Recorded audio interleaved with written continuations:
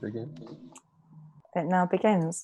So welcome to In Wellness, everybody. Everybody that's in the room and everybody that's watching this on the live stream. So this is an immersive workshop, a speculative workshop, I guess, exploring ideas around digital labour and data privacy, hosted by Jake Charles Rees, Ingrid, and in association with Arbeit Gallery. This workshop really marks the final phase, I guess, in Ingrid, which is a residency, composed of Goldsmiths digital arts computing and computational art students at Arbeit Gallery. But this event really is kind of open to all, and we want to really explore, I guess, ideas and boundaries around digital labour and really test what a kind of workshop or speculative workshop model could open up. So without further ado, I'd like to welcome us all, and I hope we have an enjoyable and healing evening. Thank you, Rachel, for that wonderful introduction. And I want to thank you all for coming, and we are delighted to be virtually meeting you and that you have taken the first of many steps to improve yourself and your capabilities. Now, In Wellness is a revolutionary health startup launched by Ingrid, especially with the ongoing worldwide health crisis. Now more than ever, we need a mind and body working well in tandem. Having seen a gap in the wellness market, we aim to provide world-class treatment using innovative new advancements in data collection to provide you with life-changing treatments. Everything we create here today is property of In Wellness and will benefit humanity for eons to come. To begin, I would like to introduce our emotometric scores, which we've calculated from the information you previously provided in our sign-up form. We thank you for providing us with important points that make you unique.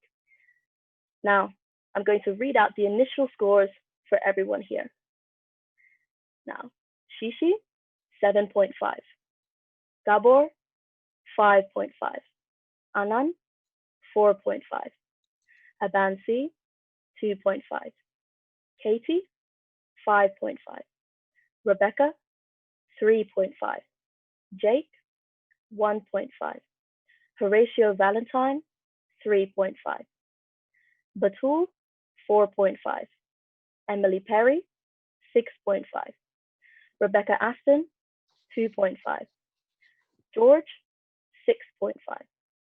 Dania, 4.5. Ghost Shell, 2.5. Vera, 5.5. Ellie, 4.5. Sarah, 6.5. Johanna, 4.5. And last but not least, Josh at 7.5. Great. We're ready for the first task. In the chat, I'm going to share a folder containing Google Docs with your names on them. You can just find your name and enter the doc. These docs are, please locate the correct document with your name. This is a relaxation experience, and it's produced by state-of-the-art machine learning algorithms developed in the In Wellness laboratory. Personalized to your form from your motometric data, simply scan through the text of the mantra to find the magical sequences. These can be recognized as a group of numbers separated by periods, a bit like the following: 100.1.022.033. Now, try to get into the flow, into the natural rhythm and flow to help bring these magical sequences to the surface. The magical sequences are merely a vehicle for your relaxation, but it's important that you copy them accurately into the box provided so we can fully understand your wellness progress. This is a timed task, but we'll take care of that. Simply enjoy the puzzle and allow the periods of time to surface. Feel free to read out aloud, muted or unmuted, if it aids you. We will let you know when we have to move on. Does everybody understand? There are also the instructions on the screen, and feel free to ask any questions if you need. I hope you enjoy the puzzle.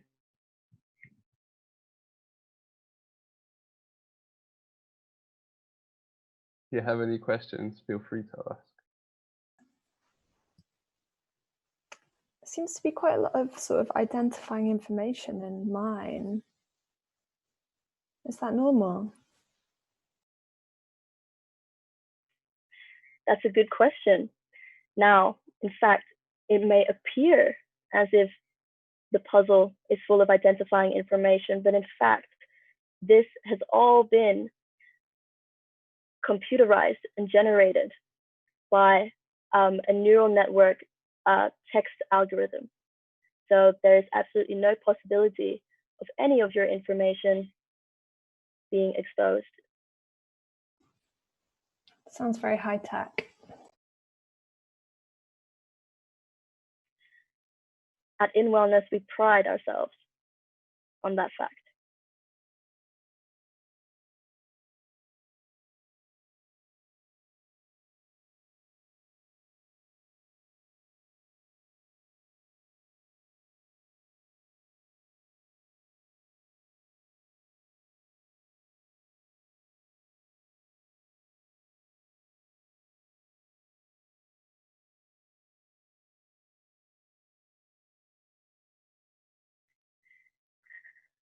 Has everyone been able to get inside their own personalized document okay? If not, simply ask us for help.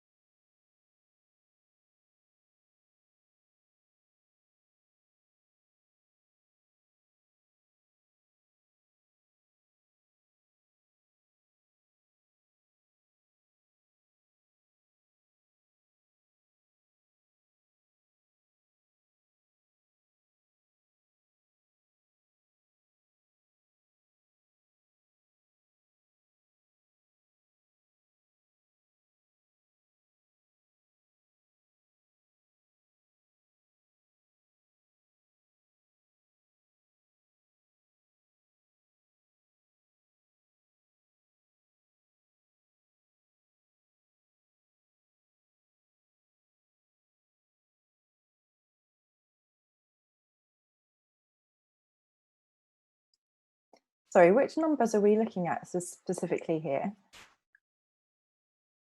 Magical sequences. Oh yeah. Are they the ones that like have are they the ones that have the full stops in between them? I can find some that are like a series of numbers that have full stops in between. That's what I'm putting in the box anyway. Yes, the dots are extremely important here. There are periods. What happens if we get it wrong? It will corrupt our data profile of you. I'm And sorry. hence decrease your emotometric score. Okay, I'll be careful then. Does it have to be periods or could it be other punctuation? Has to be periods. Periods are important as they're representative of periods of time in the universe, breaks within the numbers for linearity. Other punctuation is there on purpose by the machine learning algorithm to trick you. Does There it is count if it's a decimal point in a price? No, How do you know when it's a period or when it's a decimal point? because there's multiple periods. There has to be multiple periods. Okay. Should I fill out my personal information on this card? Yes. Yes, because this will allow us to create a more full profile of your needs. Should I use periods to divide my date of birth or slashes? Period. Okay, cool.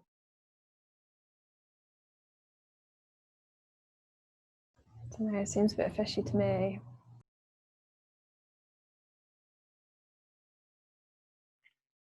There's nothing to worry about here. HM Ryan. Ghost show.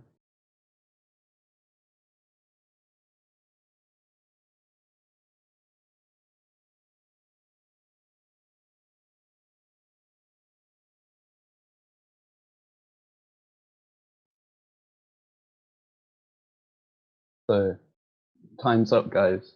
We're entering the cooldown. We all happy with our relaxation level?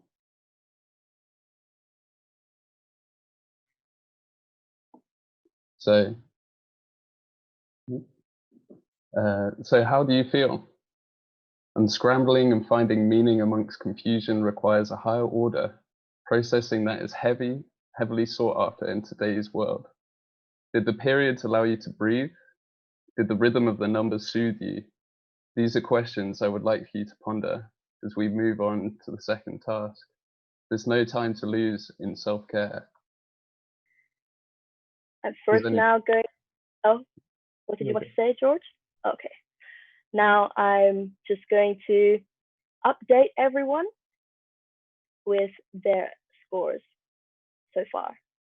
So once again, Shishi is at 6.5, Gabor 4.5, Anand 3.5, Abansi 1.5, Katie is at 4.5, Rebecca 2.5, Jake 0.5, Horatio Valentine is at 2.5, Batul 1.5, Emily Perry 4.5, Rebecca Aston 1.5, George 5.5, Dania 3.5, Ghost Shell 1.5, Vera 4.5, Ellie 3.5, Sarah is at 4.5, Johanna at 3.5, and lastly Josh at 6.5.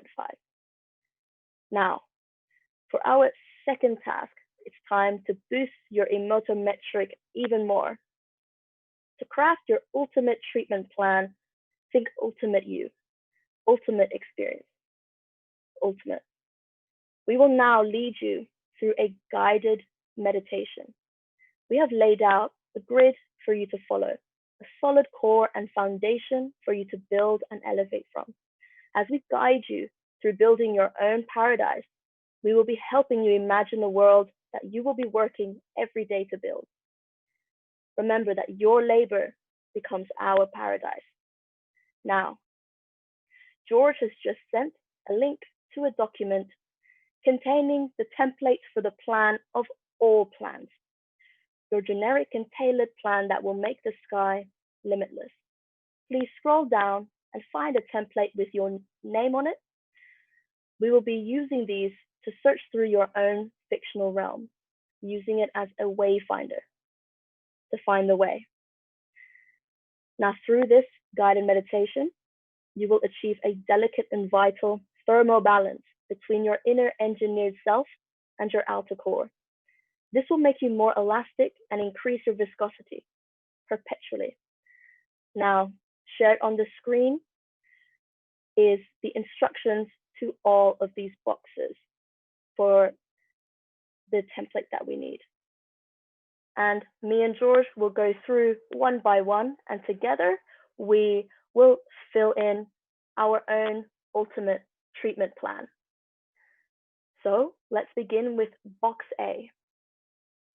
Firstly, I want to make sure that everyone has been able to get onto their brochure properly. I'm going to take a silence as a yes and a preparation to get going. So with box A, please add a photo that you feel is a safe space or is where you go when you dream. Now to add an image, click image on the top bar. I think it will press, you have to press insert, and then you can directly search on Google. But your emetometric score will increase substantially if you upload a personal image from your laptop. We'll give you a few moments to do this.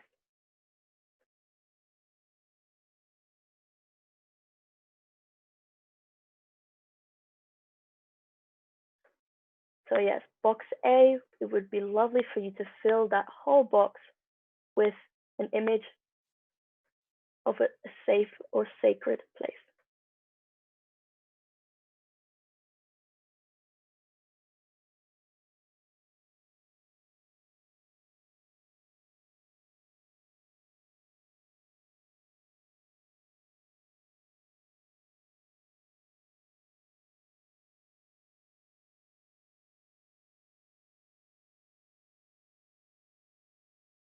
Wait for us, and we'll lead you through box B in a moment as well.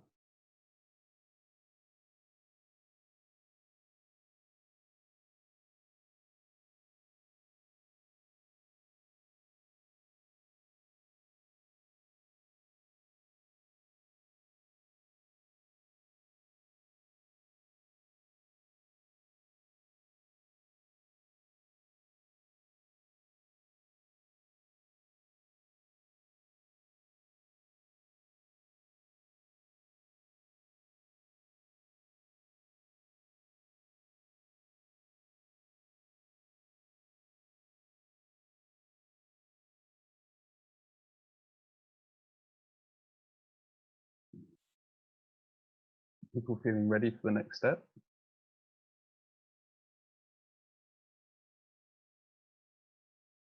I'll give it 1 more minute.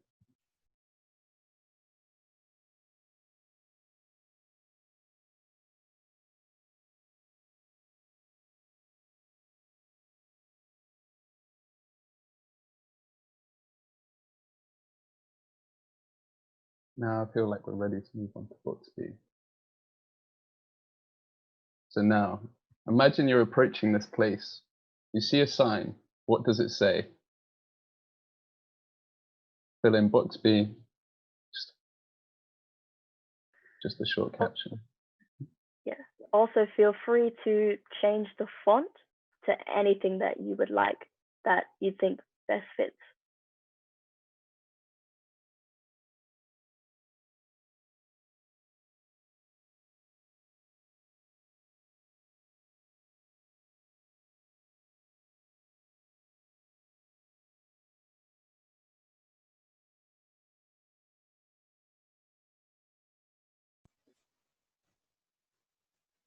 So is this all somewhere that I'd like to go, or somewhere that I've been before, or Somewhere out of this world.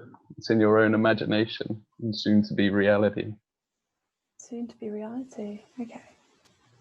Somewhere I'd like to be.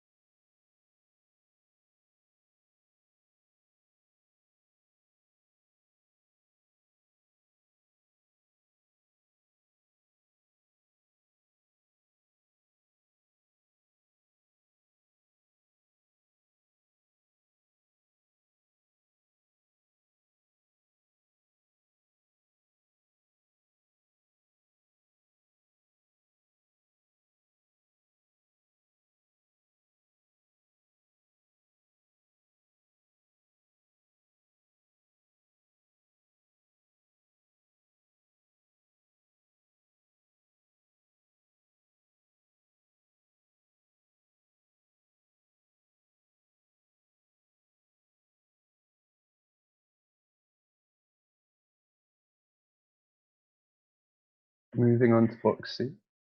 Let's go deeper into your. Okay. Would you, okay, sure. Now with box C, this is a box where we would like you to go deeper into your imagination and build a stronger image. I would like you to think about this place's imagined services, and please add 3 examples to the bullet points below. These services could be conventional treatments like massages, or they could be something that only you have dreamed about. Candle making, soap making.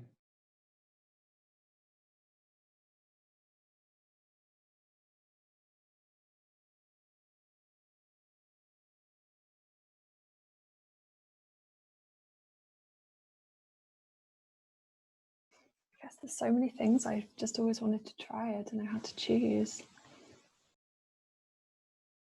Can always go for bigger target areas like outdoor sports, so you can select a few in one word.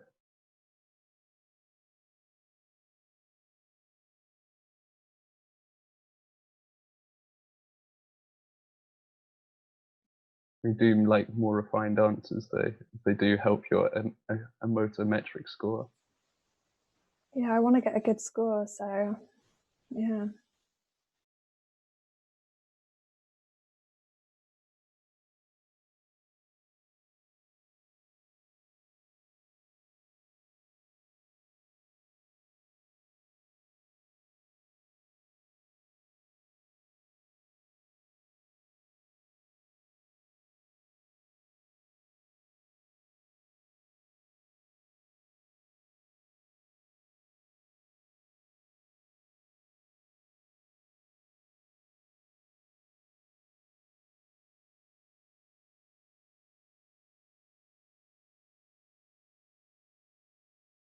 Just going to give you 1 more minute for this.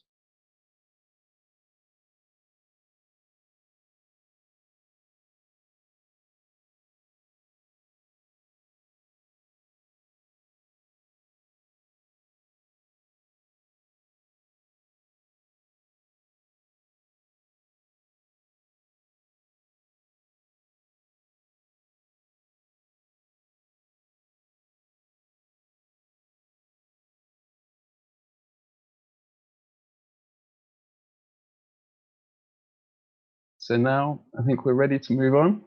It's time to post-cognitively digest this space. Look back at your 3 bullet points. Now choose one, type out that bullet point as a title in box D, and then just spend 3 minutes exploring this process. Really imagine the benefits and amazingness of this process.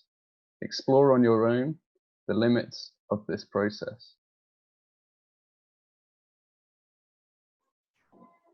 Can it be any bullet point, or does it have to be the first one? Any bullet point.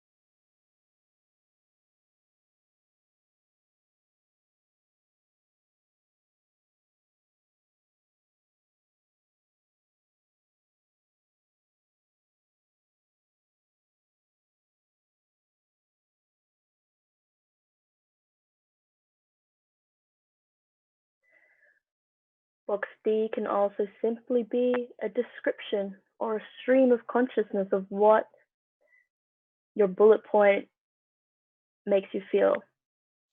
It doesn't have to be something polished, but the more, the better.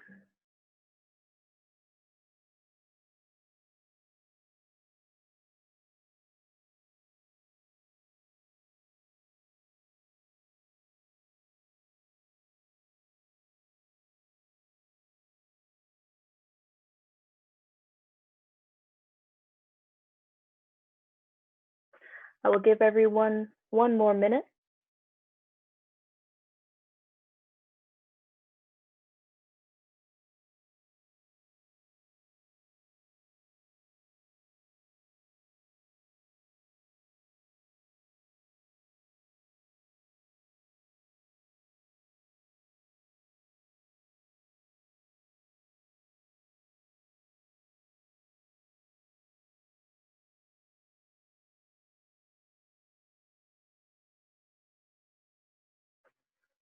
Okay, time is up for box D.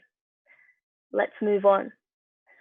Now that you've imagined through the process of one of your bullet points, I would now like you to think about what you would tell a friend.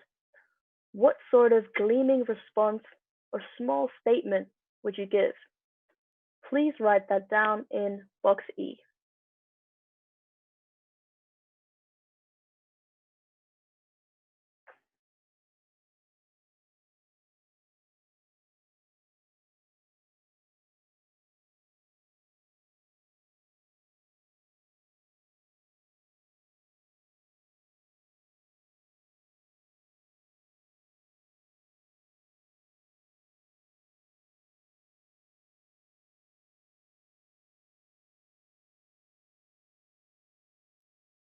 What we would tell a friend about the thing in box D. Hmm. So after you've just received that service, what would you say to a friend? Oh, okay.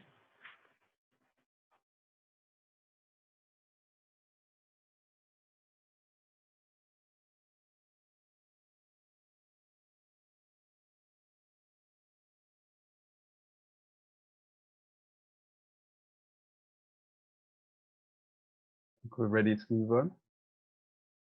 Now we have to bring it back even more.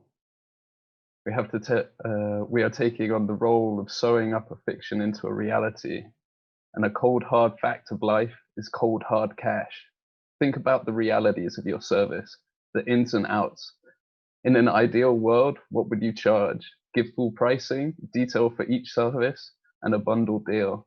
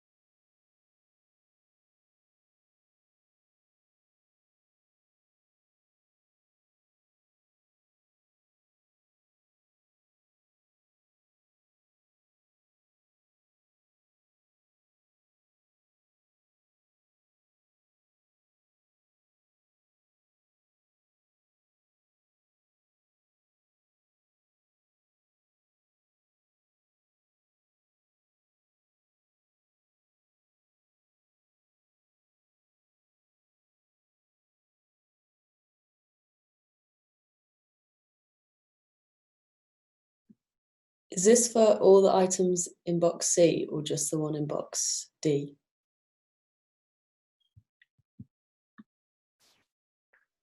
Now that is up to you. We've decided that perhaps you could create a bundle deal for all those three different services. But it's up to you whether you would like to just hone in on one price. Yeah.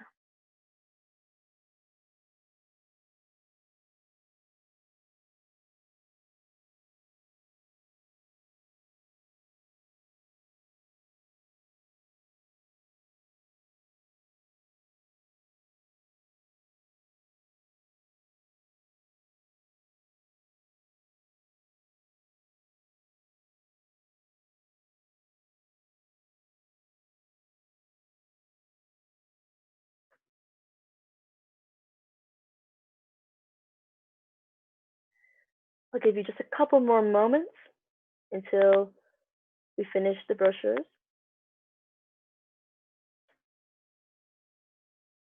You mean the imagined templates? Yes, George. Thank you for correcting me.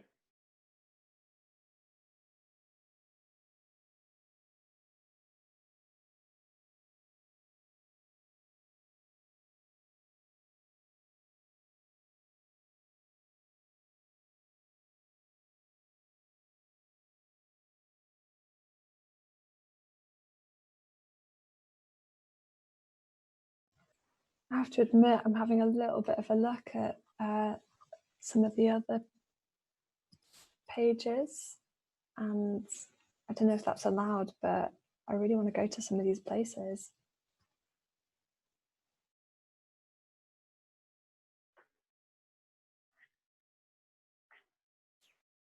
Yes, I mean, these templates will be shared and distributed by In Wellness, and we hope to provide them to you very soon. In some way, they'll be reformatted, re-regulated into new experiences. Can't argue with that. Dreams become dreams in wellness. Help us, help you.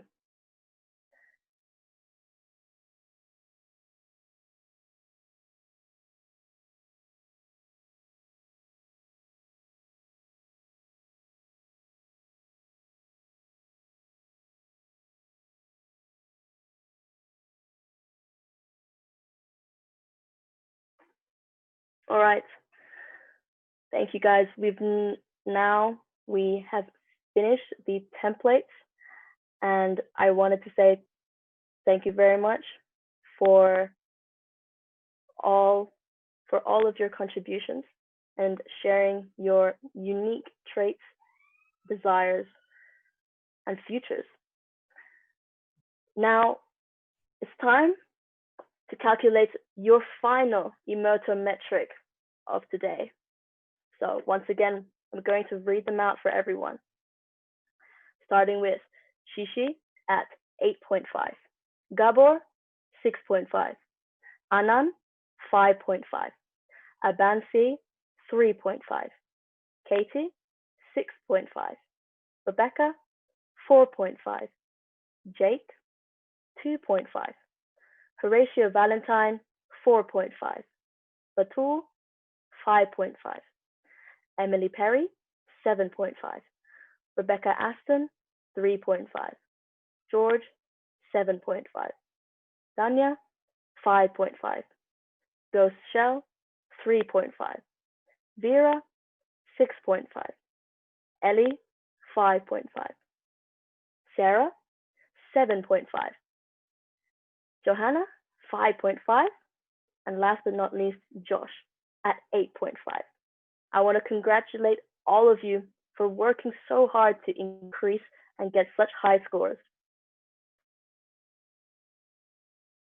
All of us here at In Wellness would like to congratulate you on proceeding through our process very well, I guess. And it's been a pleasure to have you all as participants feeding into our greater network of wellness data. We'd like to introduce you to Jake and Rachel, who are going to open up the conversation more into more of an open conversation and questions. Hi everyone. Jake. Hi everyone. Yeah. So thank you everyone for performing those tasks for us. I just want to say that I feel very lucky to have spent the last week working with members of Ingrid developing this. So thank you to all of them, and thank you to you, Rachel, as well. It's been a pleasure. Thank you, Jake. I guess this project kind of came out of a series of conversations about what digital labor actually is, and kind of turned slowly into a speculative experiment. I'm a curator. I work for the Center for Investigative Journalism based at Goldsmiths, but I guess what in terms of experience I could bring to this task, probably more relevant, is that I used to work for an artist studio called Superflux, who are designers that use sort of speculative fiction and speculative methodologies to test out possible futures, whether that's for good or for bad.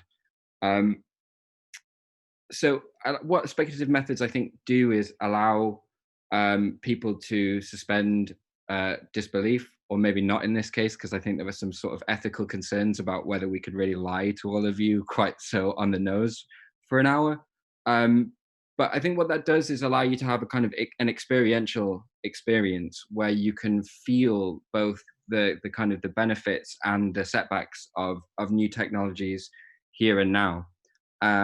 And so I guess, as many of you may have noticed, judging by the playfulness of your responses to the tasks, these were a bit of a slog. And I think they were intended to explore this idea of our constant laboring to our digital overlords, whether it's the production of services for future use or the creation and management of your own data. So maybe I think I'd just like to open the conversation up a bit more, and see how the tasks kind of made you feel, and whether as you were doing them you felt this kind of connection to your everyday kind of technological experience, or something similar.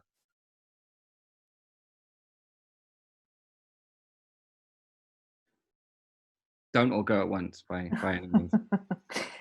I guess was it also, were you conscious of working through on a certain meta level, or did you approach it kind of like straight up?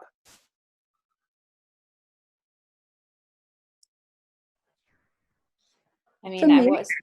Oh, sorry.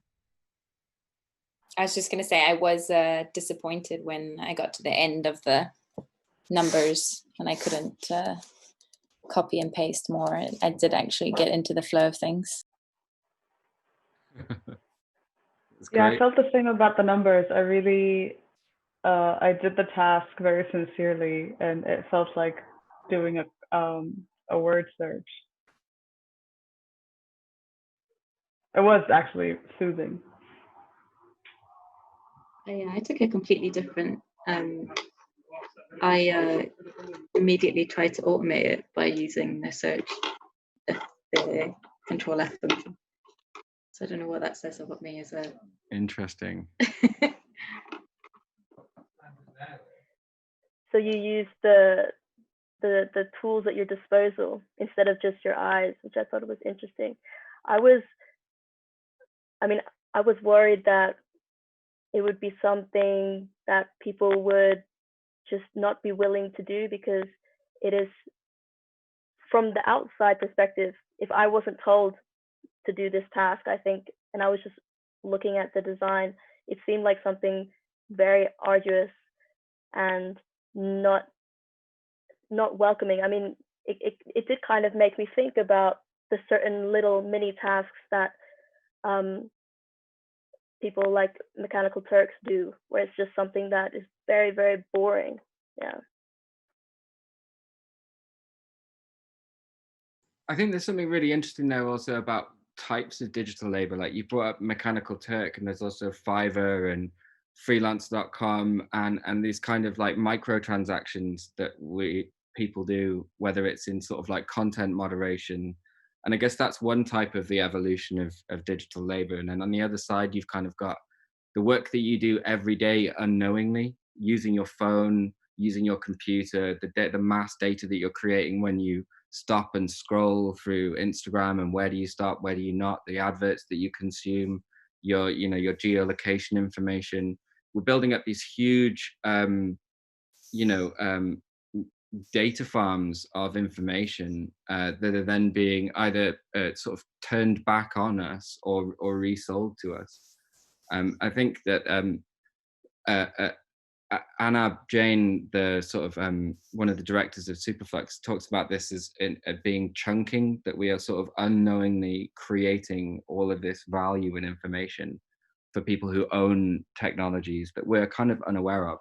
We just think that we're getting a service, and really, I don't necessarily think that's the case.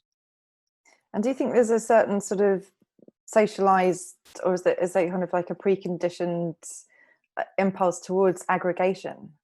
You know, the way that we went, you know, particularly with the first task, it was like there was no kind of, it felt very natural to kind of like scroll through you know, this kind of body of data and be guided as to what you were looking for. And it felt almost as if it was, you know, a kind of, you know, there was a certain amount of satisfaction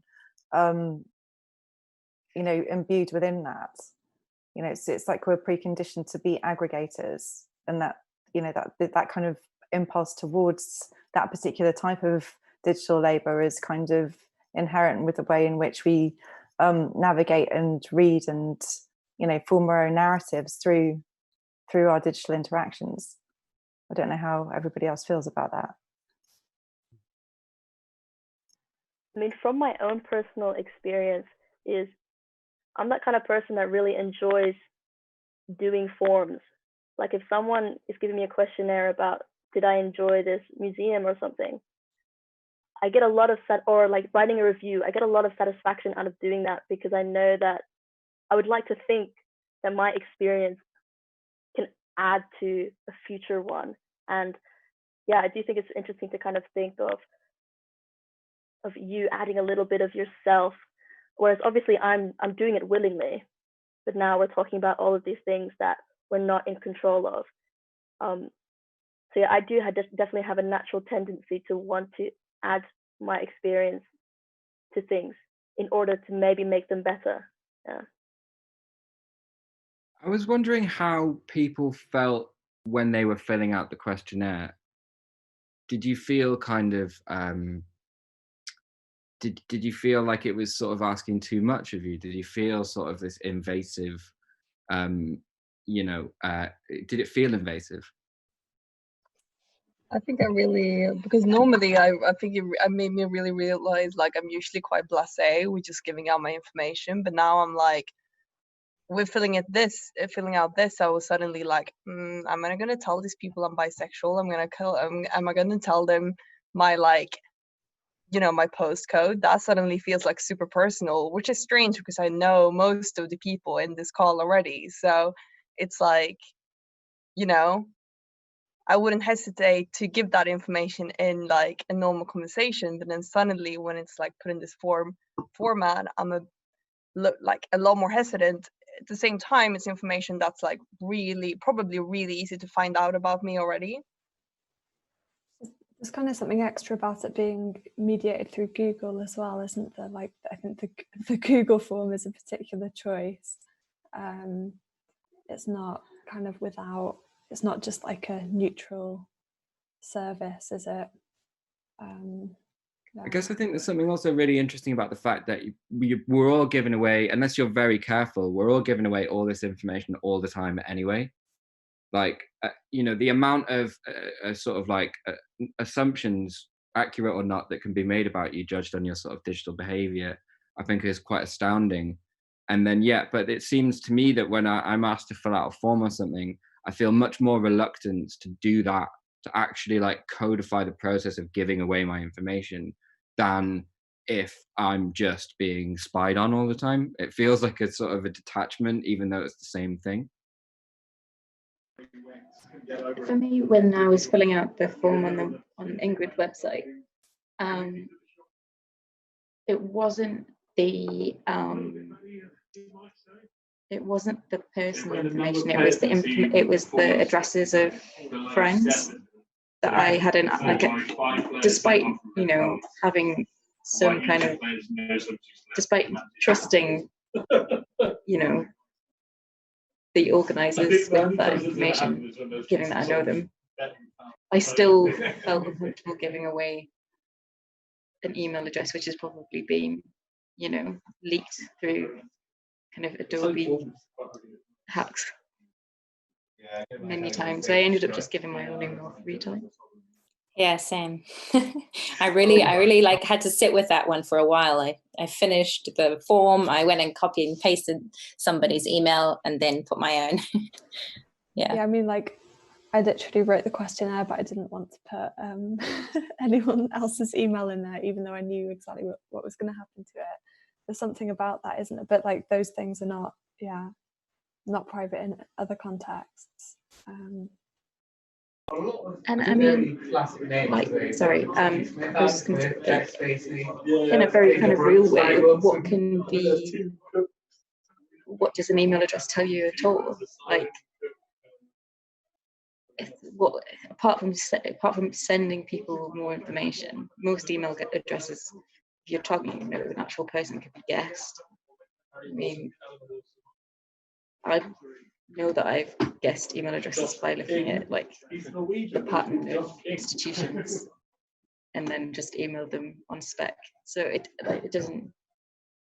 It's weird to feel precious about something that essentially like, someone else's email address, which is essentially meaningless. And doesn't always tell you the name as well or anything. Do you know what I mean? It's like J.D001. Like, who's there? But definitely, I think it's something to do with like, because there's a lot of value in like connection though as well. Do you know what I mean? Knowing how people are interconnected, and in a way, it like shows your politics and a lot more about you if they see you in a context as well. And that's kind of, yeah. I think that comes into that chunking that you're talking about in a way. But yeah. I was wondering, maybe with like a show of hands, can people show whether, like, do you feel like you are doing the kind of work of, let's say, big tech companies or people who own platforms as you use them, or do you just still sort of, how do you sit with that kind of duality of the fact that you're talking to your friends, you have a service, and you're posting your plans, you're posting anything, and then also that you're just actually, the reason that you're there is you are like some kind of minion to create value. Like, maybe put your hand up if you feel like you think about this often while you use technologies, or down if you don't. Yeah, I mean, that's pretty healthy spread. I think, it's, this discourse is changing very quickly. I think when I started thinking about this, well, it didn't really occur to me. I just thought, great, of free services. I was an idiot. I think. Still am probably as well.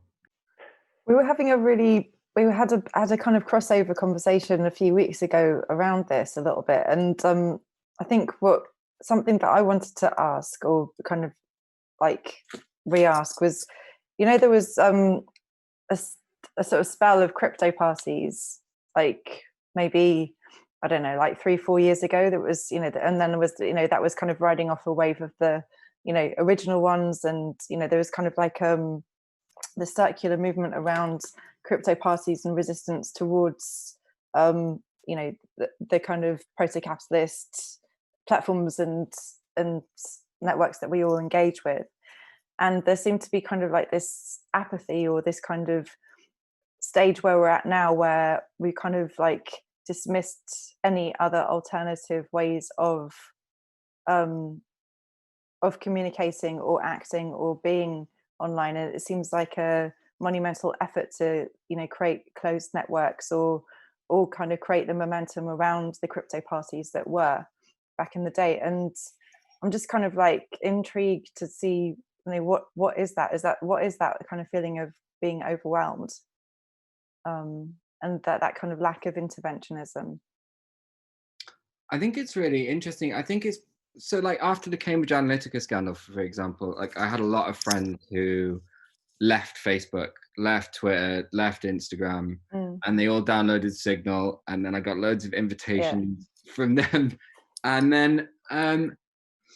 then now they're all back on Facebook because it's too easy. It's too easy to have Messenger on your phone and make plans. And it was difficult because there were lots of people who just kind of refused because they didn't care, because we're all so busy, because we are so all overwhelmed with all of our labor anyway in the pace of life.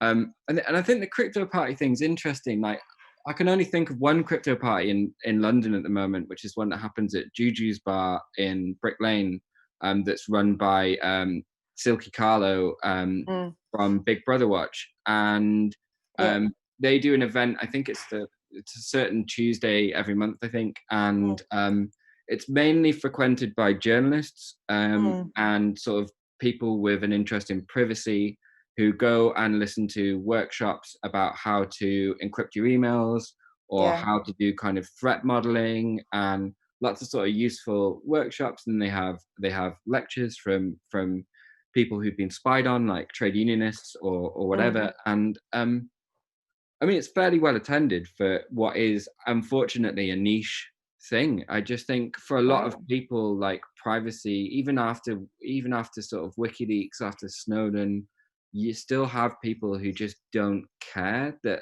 the state intercept and look at their information, which I think is kind of scary, because it's like, well, I haven't committed a crime, and it's like, yeah, well, and until, you know, it's easy to give away your rights until you need them. Right. It's so invisible though, isn't it? It's so like, I think it's so ingrained to kind of use these platforms, and it is kind of another form of labor to have to kind of look into the implications and to have to make the decisions to use something else and to protect yourself like that. And because the default absolutely isn't protection, the default is giving away all your data, but you don't necessarily see the direct effects of that. You know, it's like any supply chain in a way, isn't it? It's like you're kind of distanced enough from what you're buying and condoning and using that I think it's very hard on an individual level to be fully engaged with it. I feel like also like a lot of the time, like when did I get my first email? I think I was maybe like 13, 14, like, and my dad at that time was always like, don't put your name on the internet, don't put any pictures of yourself on the internet. And I was like, fuck you, Dad, I'm gonna have my name and my picture on the internet. And here we are, you know, like at the time it was really, you know, I feel like if I had never used internet now and I were to create my first email and my Facebook account and everything, I would probably take more of this into account. But like, because I've been on it for so long, like traces of myself has got like, you know, like it's like 10 years back. So like I'm a little bit like, how would I even begin to kind of erase that? I had some kind of blog when I was like 12, 13 that I updated like 3 times a day. And, you know, like just, and you can't delete it. You have to go through every single post and delete it by hand. And it's like, how do you deal with that amount of stuff that you already put out there? And I think that's like a big part of it. You're kind of just kind of drawn into it. And when you're quite young, especially maybe like teens today, and then you're just kind of in it, you know? Younger than that, there's like, I've got friends now who've got their kids all over it, like toddlers all over social media and that kind of thing. And I don't know, you know, whether we've got to a point where, you know, I feel like there will be a point where like the kind of the identity of children will be, there'll be some kind of dispute over the rights to the images of, like, does that make sense? But I know, I think that there was, I read something that, I mean, there were services to bury search results rather than delete them. So there is no deleting your footprint, but you can hide it in a land, like a land slip of positive news about you, and so anything dubious just gets buried under fluff. Another thing with the, sorry, George. I was going to say, I think another interesting thing about like children in this aspect of labor is that like it's so, social media is so big in that like populist, you know what I mean? And they're constantly laboring, and it's not conceived in that way. No, I know a lot about like, there's been a big push for sort of like trying to change the like heavy advertising algorithms that target children as well, and trying to put restrictions on those. But it is just like, yeah, these are like very like persuadable people, and if you put these like really addictive cycles in front of them to produce money, like how, in a way, like how different is that from like working children? I don't know. It is a bit different. I think also there's, oh yeah, sorry. No, thank you. because there's something interesting that's emerging, I think, which is about sort of this idea of involuntary labor, like that you're not like signing up to do, but that you have to do to almost as self-care or as to maintain your wellness online.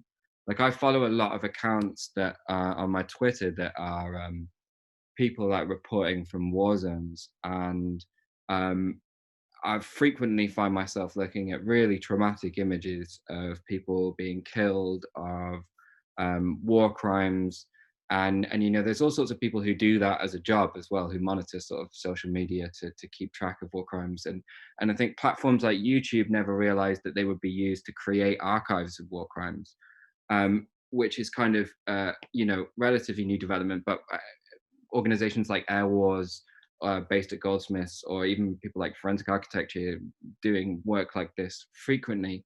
And I think also, like in a moment that we're living in now with Black Lives Matter, and with constant videos of police brutality against Black men and women in your feed, and how that must feel to experience that as you scroll through Twitter, as you have your morning coffee, and you're having to do this unbelievable amount of work to separate yourself from these like horrible traumatic images that could ruin your day and that have to sit with you.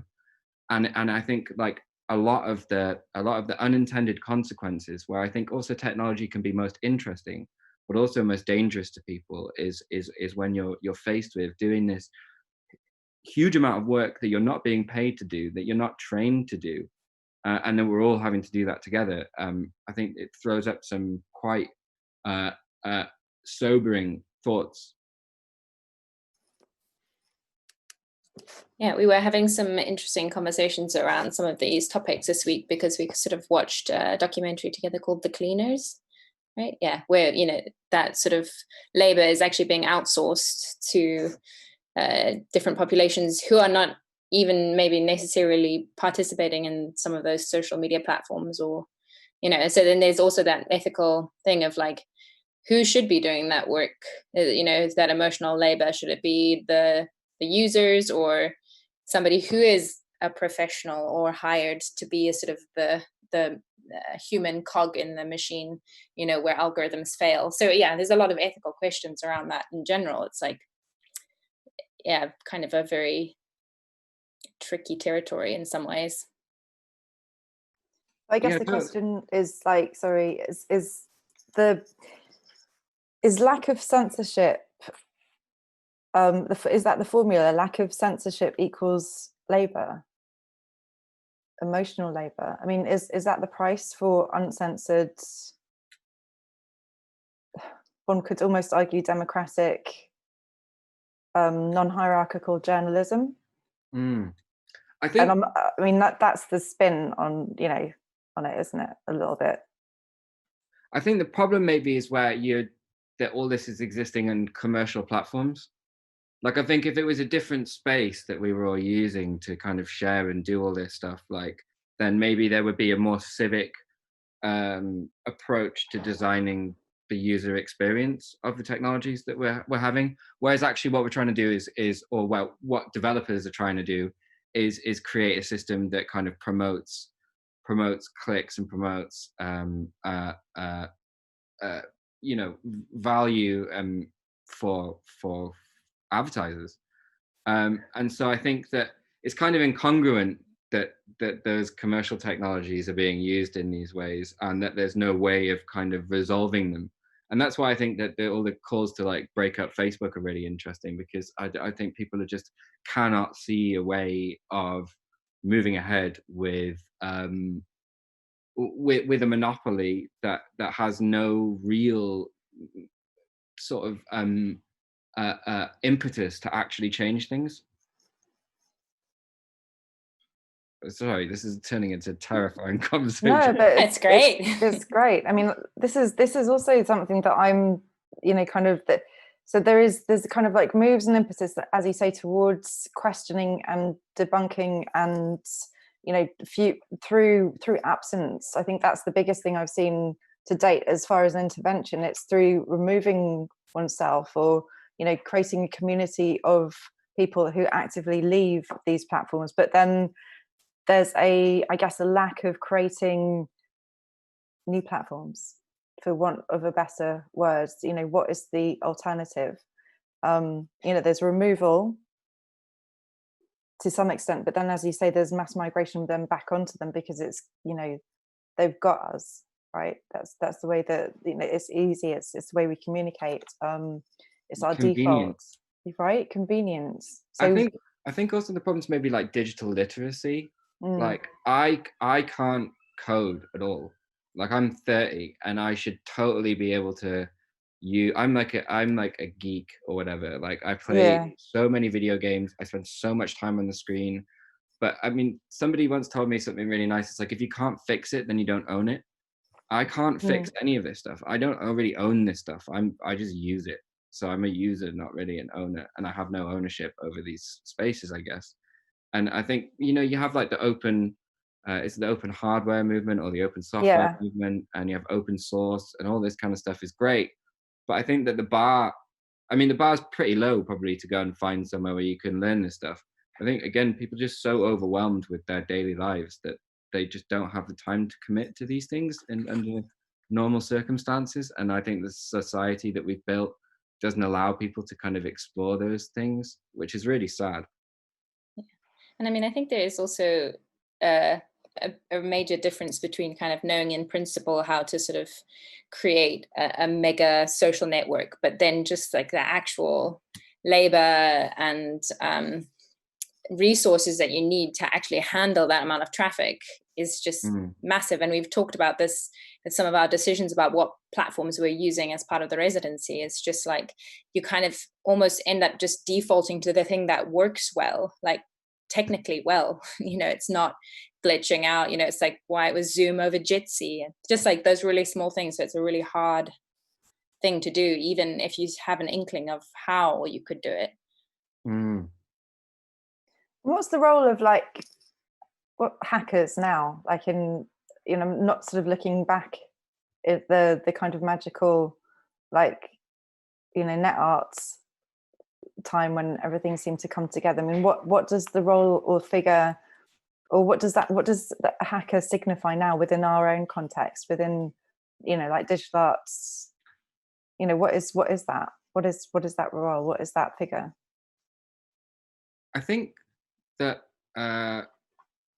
well, we're kind of working on a term at the moment. It's sort of not really finished yet for the CIJ around sort of public interest intermediaries. So it's people who are almost acting as journalists in the public interest, but that are not journalists. And I think that, I mean, there's a really interesting group called DDoS at the moment, the Distributed Denial of Secrets. And they recently hacked into American police email servers in something that's called Blue Leaks. And they released American police department's responses to the George Floyd murder and protests across the states and the Black Lives Matter movement. And they were kind of removed from Twitter. If you posted the files that they put up, you were suspended from Twitter. Yeah, I think the day before yesterday, the German government seized their servers that were hosting all of this information.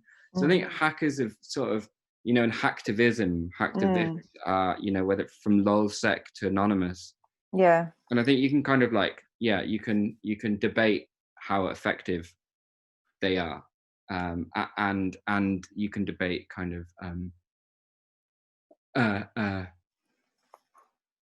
of you know, radical transparency as a thing of whether it's sort of good or bad. But I think that there's real use for it. I think it's a super interesting emerging role in civic society. What really struck me about what you've just said is you know, that whole thing of they were removed from Twitter, right? So that is still the site of protest. That is still the site where you've got the biggest sort of audience, or, you know, one of the biggest audience, you know, containment is still on that mega platform that there are still no alternatives for. But the intervention is from within then. So this radical, you know, transparency, they're still using the platforms of mass adoption mass you know, sort of capitalism to then push against that. Yeah, I mean, it's which I find interesting. It's like parasitical, isn't it? Yeah, totally. Almost as if Twitter's like some kind of road to help everyone get everywhere to be able to have the conversations that need to be had, because they just own the roads. They just own the roads, right? But I think, you know, I think people who perhaps organize crypto parties or are hacktivists, they may well use these spaces to observe people, but I don't think they're major contributors to these things. Yeah. I think, you know, if you look at people who have like the most followers, some of the most commercial people in the world, and I mean, I think it's funny also that there's this kind of pushback that, you know, if that disgusting Harper's letter that was published this week about free speech, with a load of powerful people whining about being cancelled for their despicable beliefs. I think it's really interesting that, like, you know, you can hold people to account on these commercial platforms. For the first time ever, you can kind of go up to someone and be like, by the way, I think you're an idiot because you have really awful views. And they just don't like it. And this whole idea of cancel culture and surely freedom of expression is being able to tell people that they're idiots, or like that you don't like what they're saying, or politely disagreeing with them if you're so inclined. So whilst I could sit here all day and talk about how much I hate these platforms, but I also have had some really amazing experiences as a result of them and observed some really amazing things. And I think that, yeah, that kind of connection is amazing. And how much maybe that reduces like traditional labor of having to go to meetings and see people. And maybe that's also, you would have a different type of engagement, but you can have many, many, many more engagements and see many, many more things through technology, which I think is great. I think another thing that I wanted to add in was like the idea of like hacking as well. I don't think it has to necessarily stay to just like a coding sort of atmosphere. Do you know what I mean? Because like if you look at, like, let's take Cambridge Analytica as a big like point, but like a lot of their, like, your interaction with them was actually through like or if you had interaction with them, was through like fraudulent newspaper article, or like newspaper articles or small videos or things. And it's like you were saying, it's like understanding how like medium or formats work and being able to hack them. So it's like being able to understand how newspaper video formats work, or how newspapers are represented, and like breaking down these like narratives that are told to you and understanding like the different sides of them, to like hacking that side of it as well.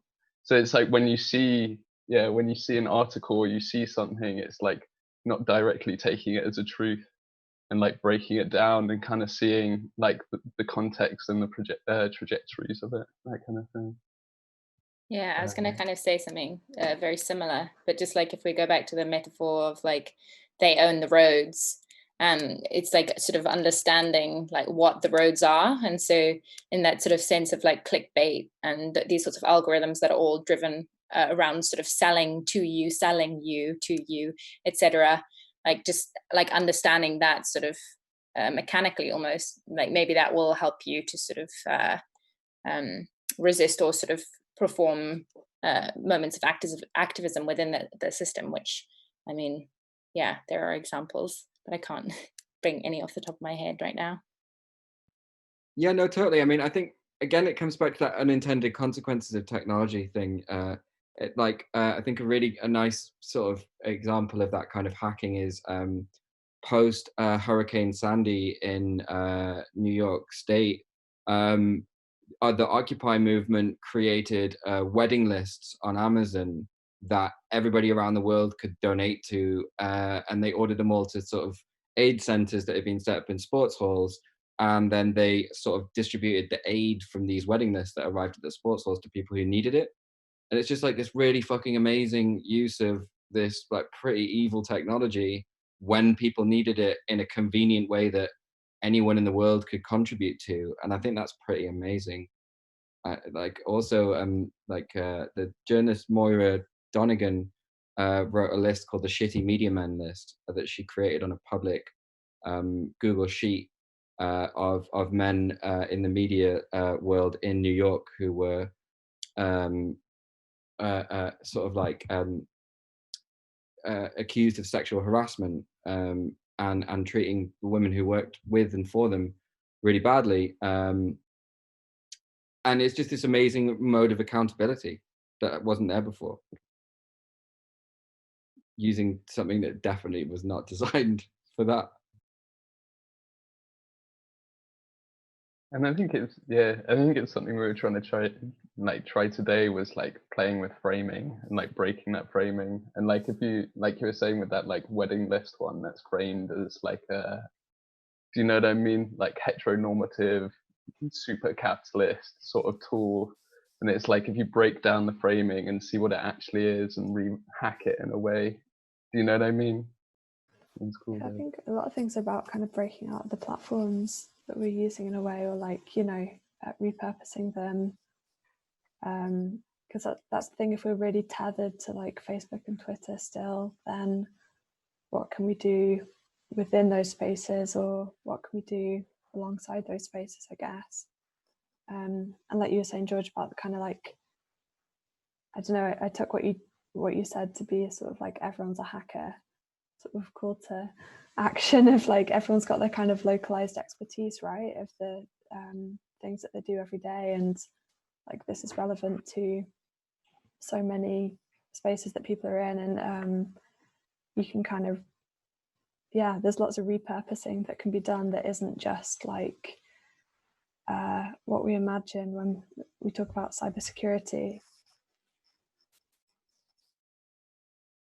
I think there's something interesting as well, as this idea that like this kind of digital labor is kind of like all of our collective ongoing civic duty, which I think is kind of unfair and unreasonable, but also I don't see how we can ignore it and just not do it. We can't just leave it to exactly. I mean, yeah, like the Shitty Media Man, and that's the piece of feminist, you know, like labor. That's like a lot of work to dig through, to name, to list, to fact check, and to put yourself at that risk. Exactly. In that case, yeah. Exactly. So, you know, that's a classic piece of feminist like labor writ large, right? You know, and what is that labor if we break that down into, you know, is it cognitive, is it intellectual, is it, you know, pure, you know, data research, fact checking, unearthing, you know, is, and you know, how much emotional, you know, kind of, you know, baggage will that then, you know, how does that compound the problem, having to actually trawl through and produce that list? Like, we shouldn't even have to be doing that, right? So I don't know. It's a strange tension that starts to build.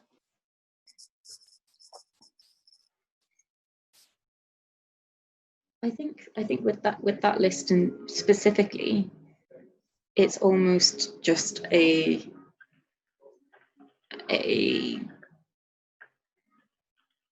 solidifying of something that women do anyway. There are kind of unspoken lists, well, unwritten lists that people share amongst themselves. So the labor exists. It's just the credit, I guess, maybe is the like, not like credit, but the byline of it, I guess, is the difference. I don't know. Yeah.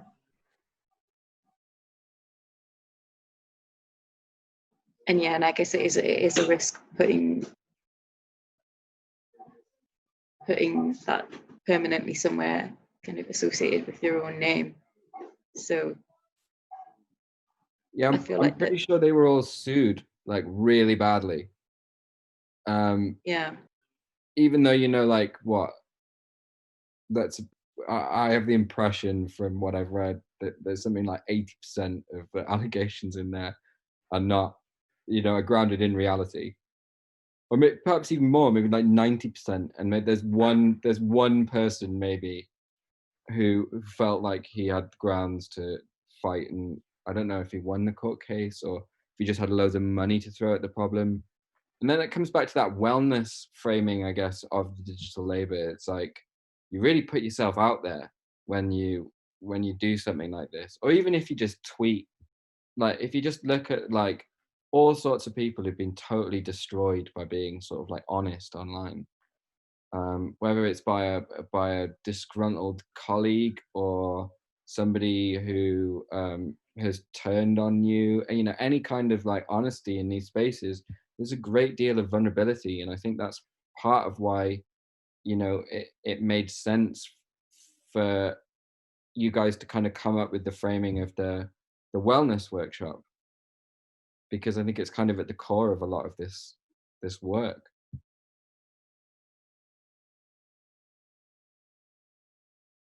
Yeah, definitely. It was trying to be like offering a handout or taking everything in a way, and trying to make it feel like it's for your own good and your own well-being. Does everyone feel wow?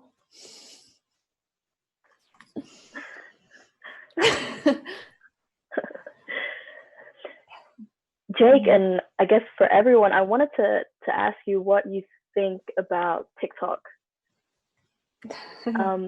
as a platform, because I've never downloaded it, because I just knew from the very beginning that it was suspicious, simply because it was coming from China and it was owned by Tencent, and then it just keeps on going, and it creates viral videos. Like I know someone that gets like 200 million views on her videos, and I think that's crazy. And the problem is also just the fact that it's like very young teenagers as well that are part of it, that are engaged the most. And I'm curious to know what you guys think about that platform and the fact that it's kind of risen in the last couple of years. Yeah. I actually have very little experience with TikTok. I downloaded it on my phone because my friends were sending me Call of Duty TikToks, and it was sort of easier to read them. And then I put in the chat box this tweet the other day, where somebody had sort of deconstructed the platform and looked at what it actually did and how much data it collected. And it kind of horrified me to the point where I deleted it off my phone, even though I knew that damage was done already. And I felt like an idiot. I mean, it's I find it difficult. I mean, it's totally ridiculous to be in any way judgmental about like something Chinese made, because American imperialism through technology or British imperialism through technology is, a fact of life, and I hate that as much as I would hate it from any other country. I get that too, but the Chinese government I think their policies in the way that they get data and hold it and use it, I think that's kind of what I meant more than it. Yeah. I would argue that the American government and the British government are exactly the same. Like, okay. I've been working with a guy recently called Jack Paulson, who is a Google whistleblower who blew the whistle on their project Dragonfly, which was to create a search engine that could be used in mainland China that Google were building, and they were going to let all of the data gathered from within China be shared with the Communist Party. And, it's an American company allowing human rights abuses in China. And he's kind of just recently released a report about American defense contracting and shattering this idea that there's a line between Silicon Valley and defense contracts, and it's not true. Like that, and fundamentally, like the biggest contractors for American defense have been found now to not be like Palantir or you know, these kind of niche companies that we now think are evil, like Clearview, the facial recognition company. They're actually Hewlett Packard, they're Microsoft.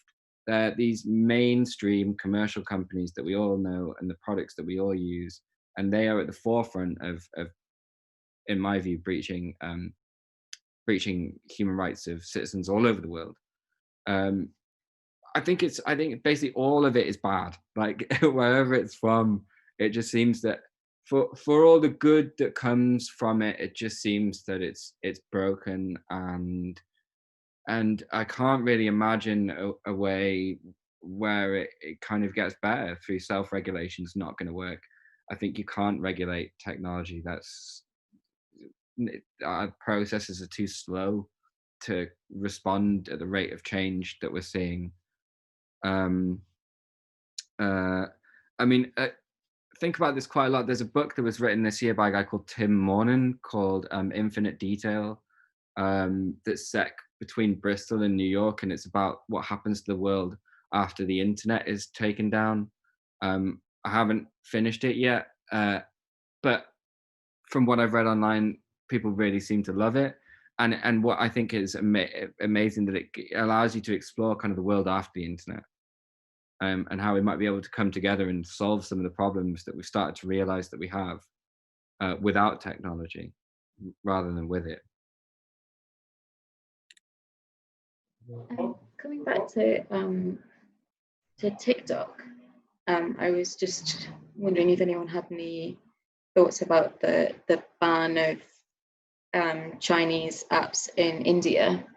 There's been quite a bit of kind of, you know, I mean, it's a complicated issue where I know a lot of people have kind of said that TikTok has brought a lot of people online in a way that other people weren't, and there's lots of like trans, lower caste or independent artists using it, and also WeChat is used quite heavily because of the voice note usage. So it doesn't mean that you need to be literate to send messages to people via WeChat, but I guess like WhatsApp and that does the same thing. But I think there are areas in where WhatsApp and Facebook are banned in Tibet and places. But I was just wondering, how people felt about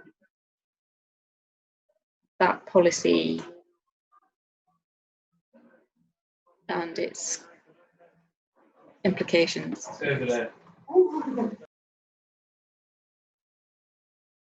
don't know really the specificities of it, but in general, I think it is an interesting or strange trend to start to sort of see national boundaries being put up, on the internet. And I know this already exists in, certain regions sort of having bans on different platforms, etc., around the world. But it does bring up like interesting questions just around sort of different moralities as well as politics that are going on, and sort of, whether governments feel like that is the only way that they can, sort of control their populations or guide their populations, like whatever word they want to use. And yeah, it's just, I don't know, I think it's like a slightly worrying trend, but then also it's like, is it impossible to actually have a global human rights of the internet in some ways around a lot of different customs? Like, would you be standing on other people's customs by sort of like, who's policing that? Who is actually being, so anyone might have those. Sorry, so I was just reminded of the thing that happened earlier in the year when Adobe was no longer able to withdraw services from certain South American countries, I think, and it just essentially left like an entire creative industry bereft because it cut off, Photoshop, InDesign. I think it might have, but yeah, that was because of US sanctions on trade between certain countries. But it makes, I guess,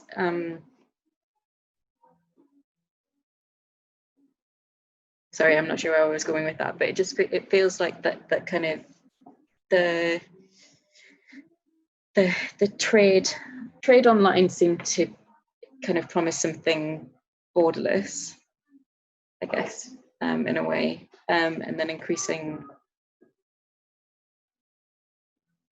like the yeah, it promised something borderless, but it's not, I guess, was essentially what I was saying. Especially, Sorry, George, you go. I was just gonna say, it's kind of like something we were talking about earlier, where it was like you used to have like, like East versus West or whatever in diplomatics, like communism versus diplomatic. I've forgotten the word. Sorry, mind blank. But anyway, but you had the parallels, and it's like those parallels don't exist because the tech industry is just super liberal. Like in that episode with the cleaners, and they were talking about like which content they let onto the platforms. It was like we always, like, we can limit these things, and we can see the violence and these sorts of things and limit them before they get to the platform, but they're liberal, so they choose to do it post platform, like allow it on and then see what wants to be pulled back. And I feel like you see with like their deals with China, it's like what can they push forward without getting pulled back? And these sorts of like super liberal, like not really caring about politics in the slightest or boundaries. They're just there for this, super neoliberal capitalism. But yeah. I think that's really interesting about also how the internet sort of started, and the promise of this kind of anarchic open space for everyone to share, pirate, and increasingly you just have walled gardens, commercial spaces. I can't really think of, I hardly spend any time at all in a space online that is not a commercial zone, like a special economic zone of libertarian politics and, do what you can, buy what you can, sell what you can. I mean, I don't think I'm too young to have been an internet user in those kind of halcyon days that I always read people sort of talking about, and it sounds great. What happened to that? I think that was my point, I guess, that I was like maybe trying to like inching towards with the whole sort of question around what is a hacker now. I mean, I guess I am old enough to have kind of like had an inkling of what that must have been like, or at least I have people in my life that were very much involved in that scene then.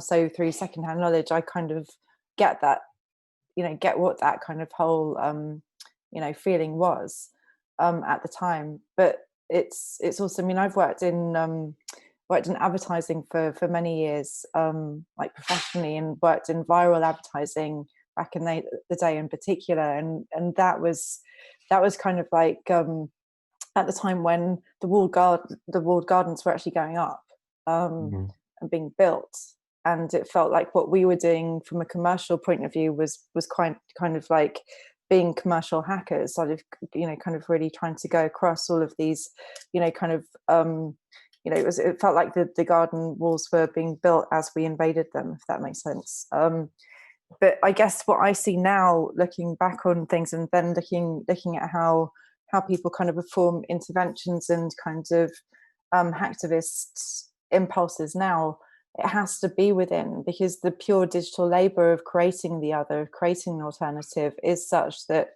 it would destroy any momentum, I feel. Or would it? I mean, is it a question of attitude, or is it a question of actual capacity? That would be my question around things. And from a sort of artistic, creative technology perspective, I mean, what is it apart from revealing truths and being radical, kind of transparency, merchants? What is it? What else is the critical intervention that artists and creative technologists can provide? That it's like, is it that unveiling of truth? Is that where our position is now? is that enough, or is there still room for that criticality and activism there? I don't know. I feel like it's. Oh, sorry. I Sorry. feel like it's kind of what we were saying with the platforms. It's moved from having it like before the fact to after the fact. Well, I guess it's kind of always been after the fact, but it's like we're not critical about the content until we put it on, if that makes sense. And it's like if you could somehow, I know this is like a bit of a cliche, but like slow it down and be critical before each thing, but I know that's semi-impossible. But yeah, it's like if you had a practice of creating where it was more about like thinking about effects of,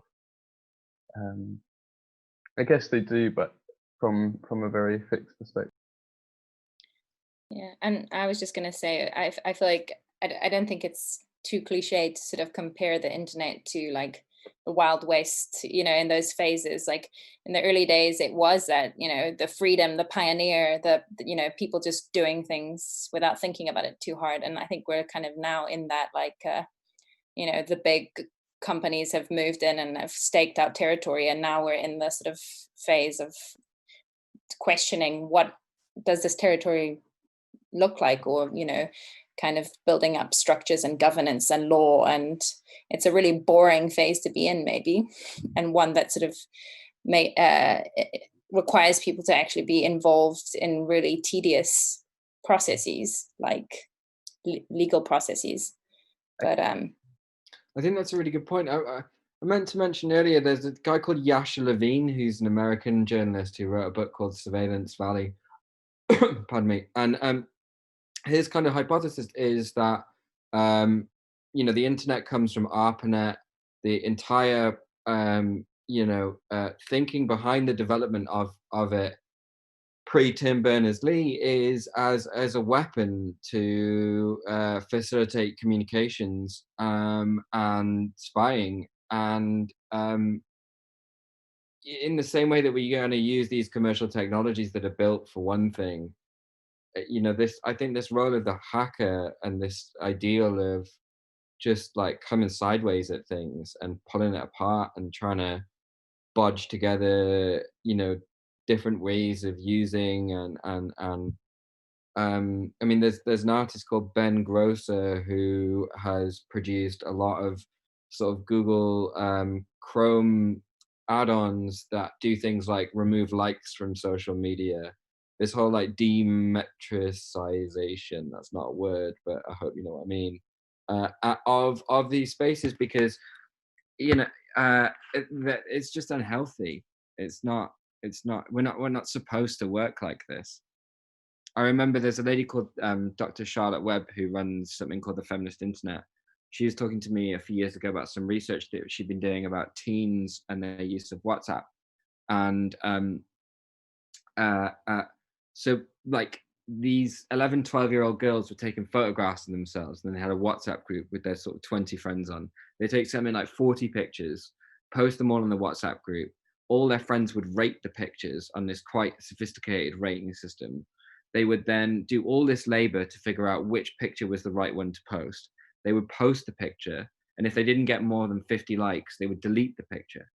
I mean, this is insane, and it's awful that all the work that these poor kids are doing on their own image, on their own concept of their identity and their presentation of themselves to the outside world.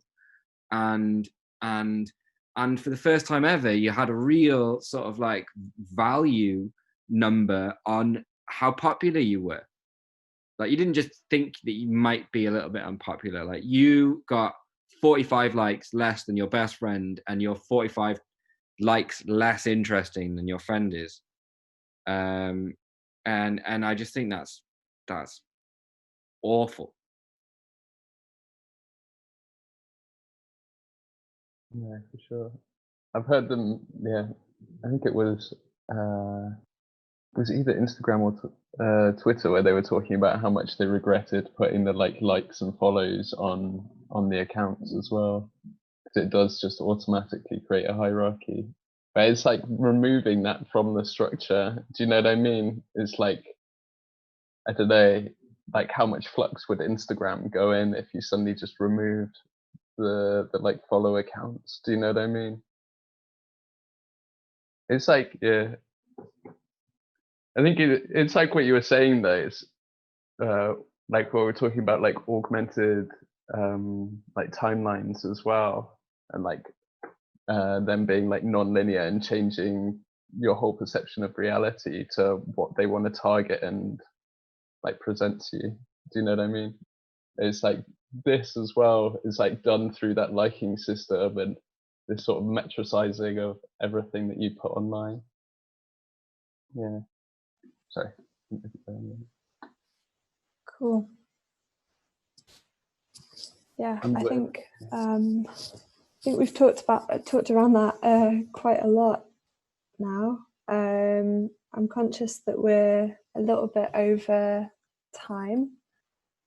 I'm not sure how many people are still streaming, but thank you if you are. But I think maybe we should wrap up a little bit. Does anyone have any more questions or yeah? Final questions, comments? I just want to say well done to you all. I think this was brilliant. I think you're all great.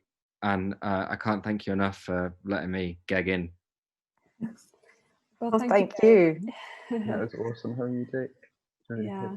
Yeah, it's been brilliant, and working with you over the last few weeks and days to kind of really hone this kind of speculative, immersive like workshop that really kind of opened up into the discussion. I think the performative element and speculative element of the workshop was really interesting, and I think it was it's something that we hope to come back to in the future. Awesome. Well, you're great. I just wanted to say that we'll be sending everyone that participated an email to say thank you and following up, and also providing you with what we collectively did together in the workshop. So you have like artifacts and bits like that? Really cool. Yes. Yeah, so you can choose your future treatments and what you fancy. Get back to wellness. Let us know what you want. But yeah, thanks a lot, guys. It was really good. Really fun having you. And I'd like to say thanks to Jake and Rachel as well. Thank you very much, everyone. Thanks, guys. Bye. Thank you. Bye. Yeah, thank you.